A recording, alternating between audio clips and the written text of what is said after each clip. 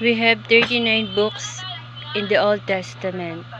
The first is Genesis, Exodus, Leviticus, Numbers, Deuteronomy, Joshua, Judges, Ruth, 1 Samuel, 2 Samuel, 1 King, 2 King, 1 Chronicles, 2 Chronicles, Ezra, Nehemiah, Esther, Job, Psalms, Proverbs, Ecclesiastes, Song of Song, Isaiah, Jeremiah, Lamentation, Ezekiel, Daniel, Hosea, Joel, Amos, Obadiah, Jonah, Micah, Nahum, Habakkuk, Zephaniah, Haggai, Zechariah, and Malachi.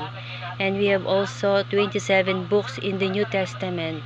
The first is Matthew, Mark, Luke, John, Acts, Romans, 1 Corinthians, 2 Corinthians, Galatians, Ephesians, Philippians, Colossians, 1 Thessalonians, 2 Thessalonians, 1 Timothy, 2 Timothy, Titus, Philemon, Hebrews, James, 1 Peter, 2 Peter, 1 John, 2 John, 3 John, Jude, and Revelation. So we have all 66 books in the Bible. Old and New Testament. 27 books in the New Testament and 39 books in the Old Testament. All po ay 66 books.